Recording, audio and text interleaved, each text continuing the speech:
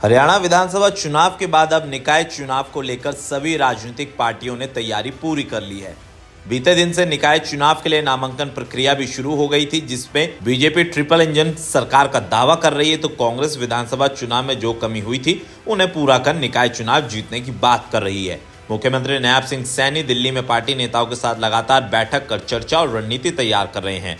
नायब सैनी ने दावा किया है कि हरियाणा में विधानसभा चुनाव की तर्ज पर निकाय चुनाव में भी बीजेपी को पूर्ण बहुमत मिलने वाला है और हरियाणा की जनता ने तय कर लिया है निकाय चुनाव में भी कमल खिलने वाला है।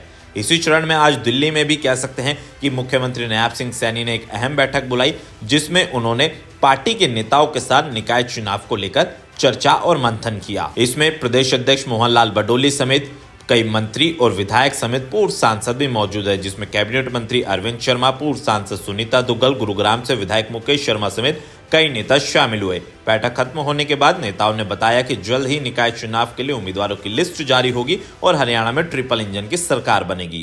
एक विश्वास का होता है, जनता किस पर विश्वास करती है। मैं कभी जिंदगी में हमने कभी घमंड की बात नहीं की, लेकिन जनता का, पूरे हरियाणा की जनता का माननीय मुख्यमंत्री नायब सैनी जी के ऊपर, मोहन लाल बडोली जी के ऊपर, माननीय प्रधानमंत्री जी, सारे मतलब बीजेपी भारतीय जनता पार्टी शीर्ष नेतृत्व पर पूरा विश्वास है कि जो कहेंगे वो करेंगे और 36 बिरादरी को साथ में लेकर के चलने की क्षमता भारतीय जनता पार्टी में है।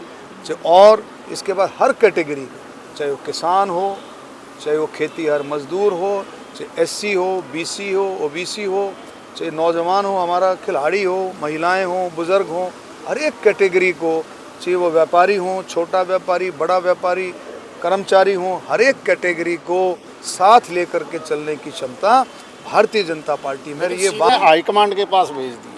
ठीक है सर, कब तक लिस्ट आ जाएगी, कब तक? चुनाव से पहले। सर तैयारी कितनी है? नॉमिनेशन से कितने नाम है सर? एक पैनल में कितने नाम है? नहीं, पैनल में कहीं 2 हैं, कहीं 3 हैं, कहीं 4 हैं, पैनल अलग अलग है। कांग्रेस सर कह रही थी ईवीएम पे चुनाव नहीं होने चाहिए, बैलेट पेपर पर।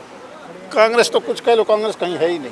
देखिए, विधानसभा चुनाव से ज्यादा तगड़ा मंथन हो रहा है। नहीं मंथन, कितनी नगर निगम है, कितनी नगर पालिका है, कितने वार्ड है, लगभग 400 वार्ड का फैसला करना और डबल इंजन की सरकार है।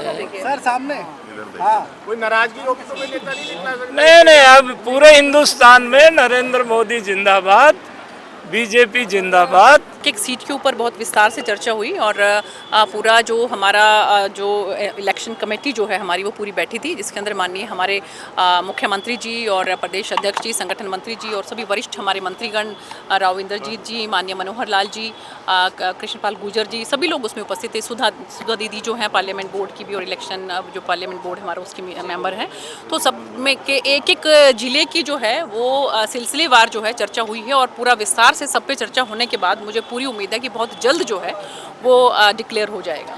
कार्यकर्ताओं का नाम लिया जो जिन्होंने लोकसभा विधानसभा में पार्टी के लिए खुले मन से काम किया। विधायकों की राय भी पूछी गई, सब लोगों को बुलाया गया। राय तो विधायकों की पूछी जाती है क्योंकि बड़ा चुनाव है और अभी हमने 27 साल बाद अभी दिल्ली जिले वाइज हो रही हैं और मुझे लगता है जल्दी टिकटों का फैसला हो जाएगा और अच्छे से चुनाव जीतेंगे। भाजपा का क्या माहौल लग रहा है? जिस तरह दिल्ली चुनाव हुए, हरियाणा में आप लोग जीते हो, पूरे प्रदेश भर में भाजपा में है।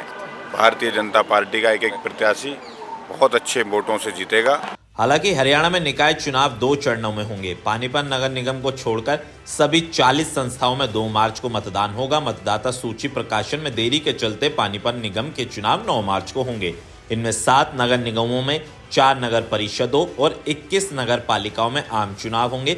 2 नगर निगम में मेयर, 1 नगर परिषद में चेयरमैन और 2 नगर पालिका में चेयरमैन और 3 नगर पालिकाओं में वार्ड में पार्षद पद के लिए उपचुनाव होंगे। मतदान सुबह 8 बजे से लेकर शाम 6 बजे तक होगा। हरियाणा राज्य के चुनाव आयुक्त धनपत सिंह ने मंगलवार को इसका शेड्यूल भी जारी कर दिया है। हालांकि अब इनेलो ने भी सिंबल पर चुनाव लड़ने की बात कर दी है। कांग्रेस के बैलेट पेपर से चुनाव कराने की मांग को आयोग ने पहले ही खारिज कर दिया है। ऐसे में हरियाणा का निकाय चुनाव दिलचस्प होता जा रहा है। दिल्ली से चैनल 4 न्यूज इंडिया के लिए अंकिता शुक्ला की रिपोर्ट। डॉक्टर ऑर्थो, अब दर्द भी घुटने टेकेगा।